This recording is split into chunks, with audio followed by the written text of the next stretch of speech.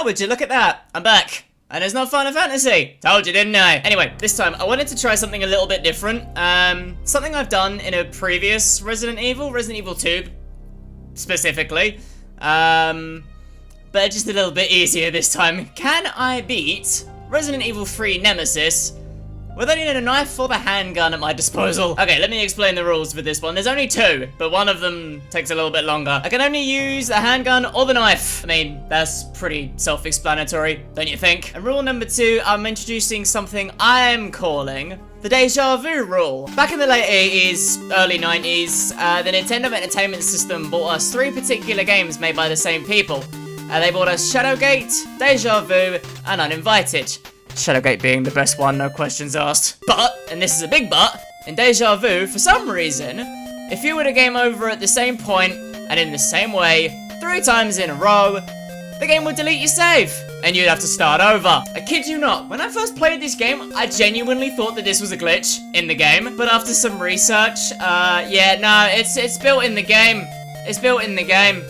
And I completely understand why they did it. So as to save me from getting to a certain point in Resident Evil and dying 74 times in a row, hoping I get lucky with a crit shot or something like that. I don't know if they exist. Yeah, I'm going to incorporate this rule into some of my challenge runs coming up. If I die 3 times in a row in the same part before getting to the next save point, I will delete my save and start the run over. So with the rules out of the way, let me see if I can beat Resident Evil 3 Nemesis with only a knife and a handgun.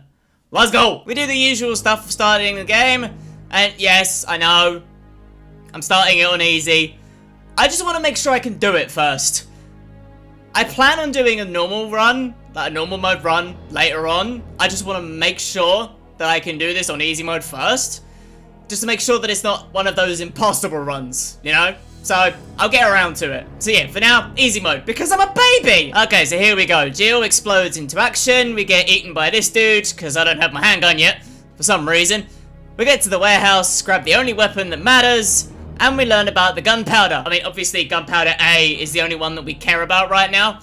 Gunpowder I will explain later on as we get there. We leave the warehouse, do some shoosting, find Brad, and make our way to the police station, and are introduced to probably the best enemy in Resident Evil history, Nemesis. And then I just do this.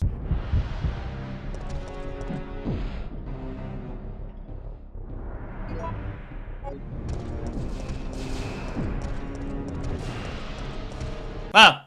That was easy. Okay, we explore the police station, grab the lockpick, and then just leave. There's not really much else to...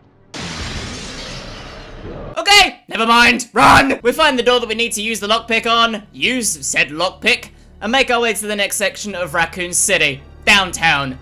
We meet Carlos in the newspaper place, I think, and proceed to run from Nemi once again. As we're going along, we're grabbing the things that we need to get the cable car moving and finding the gems.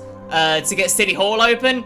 I can't remember exactly where everything is because it's been a while since I've actually played this game properly, and it's been a good few weeks since I actually finished this run, so I'm just skimming over the footage, really.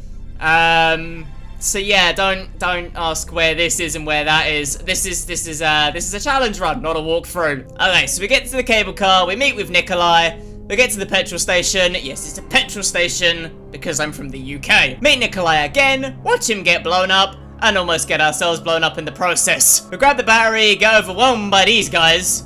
Yeah, this is where I noticed that handgun and knife was a bad idea. It's a good idea for a challenge run, don't get me wrong, but it's a bad idea for me because I'm terrible at these sorts of games. It's very easy to get, like, 5 or 6 zombies right in your face, and you just have the handgun to go on. Normal playthroughs, you could just grab the shotgun, blow them away, and then you're done. But handgun, yeah, a little bit more tricky. We grab the fuse, and then this happens.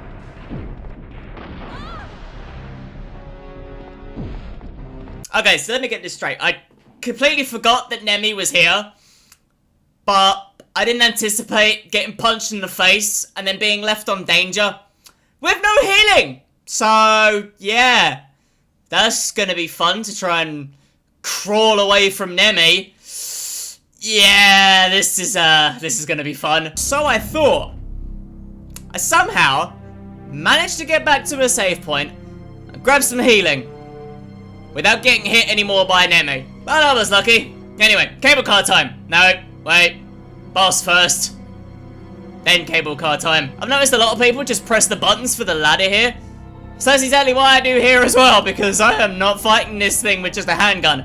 Sod that for a laugh. Right, in the cable car, jump out the window, and into the clock tower. Okay, so I've jumped out the cable car, and I'm going to grab these here gunpowders. I then use the reloading tool, and I'm met with this message. Will you create enhanced ammo? I'm sorry, what? Apparently, and I don't think I've seen this before, I haven't been playing Resi 3 for very long, maybe 4 or 5 years. I don't think I've ever been met with this message. But apparently, according to some research, if you use the reloading tool on the same piece of gunpowder enough times, it will ask if you want to make advanced ammo, which is obviously going to be stronger than the normal handgun ammo, which I think is actually pretty nifty. Not only is it giving you some sort of like reason to use the gunpowder, but it's also like giving some sort of, you know, development onto Jill, if that makes sense. Like, she's going around making ammo with all these gunpowder, and then she's learning different ways of making stronger ammo. I don't know, I'm just making up my own plot twists here. Okay, not really many points of interest in the clock tower. You grab some stuff, open the doors, and then you get to this stupid puzzle. Look, I know they pretty much randomize a lot of things in this game, but did they really have to randomize this stupid puzzle? Okay, 30 minutes I'm never getting back later.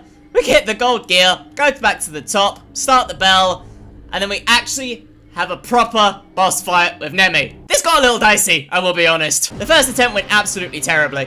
For some reason, when Nemi was aiming his rocket launcher, I just decided to stand there and take it. Okay, note to self, rocket plus Jill's face equals bad. Second attempt, yeah, that doesn't go too badly at all. It's just a little on the long side. But we got through unscathed. Well, kind of. And now we get to play as Carlos. We have to go to the hospital, grab a vaccine for Jill, and then go back. So we get the vaccine. All that's left to do is to go back, right? Right!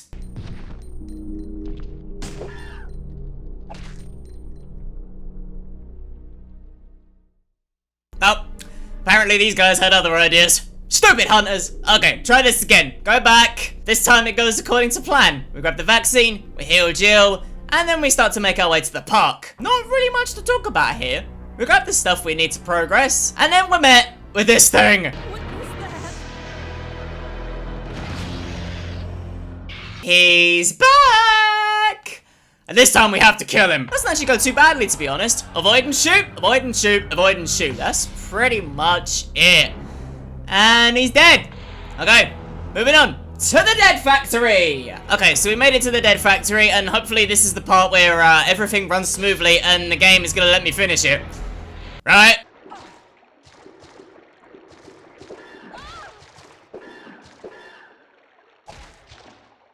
Well, the hunters strike again. I'm literally just trying to leave, and they decide that my head would make a good centerpiece for their table.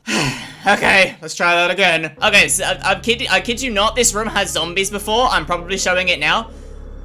But now it's got freaking hunters! Okay, panic mode. I've died twice now before reaching the next save point. I die one more time. I have to start this run again. Uh-oh. Okay, back to this room, and we're met with these poxy things. Look, I know this game is random and everything, but seriously, 3 different times? 3 different outcomes? That's actually pretty cool, if you want me to be honest. Okay, the hunters here are easier to deal with because now, 1, I know they're there, and 2, I just stay on this ledge. They can barely touch me. Okay, save point. Thank God! The death counter resets. Okay, so after getting everything I need to progress here, I decided here to grab my huge amount of enhanced ammo and swap it out for the normal stuff. And oh my God, I wish I did this sooner. Jesus Christ, this stuff is good. Okay, another boss with Nemi. This one again doesn't go too badly, but I'm still unsure of the mechanics of this fight. Do I have to deal with enough damage? Or does it have to be from these taps? I have no idea. But I won!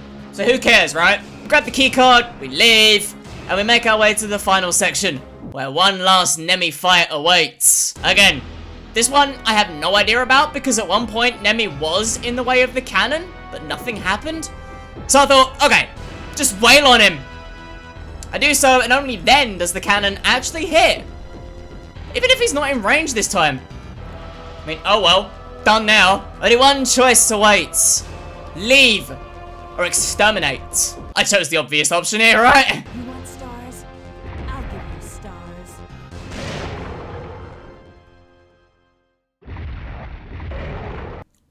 Well, I just failed the run. She used a magnum! She actually uses a magnum in this! Obviously, I'm not counting it because it's a cutscene. I can't help a cutscene, but it's only at this point now that I realize that she uses a magnum. I know she grabs it from the floor and it's not hers, but you have weapons on you, Jill.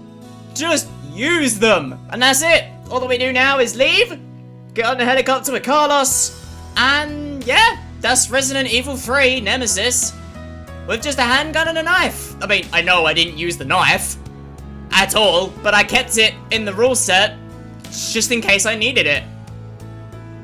Not that it was gonna go any particularly easier with it, but, you know, what are you gonna do? Sum up, pretty fun challenge. Had its issues with being overwhelmed by about 74,000 zombies at one point. A couple of points, actually. And yeah, just killing the bosses with the normal ammo and the normal handgun is just slow, but it's doable. So I think, yeah, in future, at some point, I will try this in normal mode. Or hard mode, whatever it said on the title screen, I can't remember. So yeah, that's gonna do it for me. Thank you so much for watching, and until the next one, bye!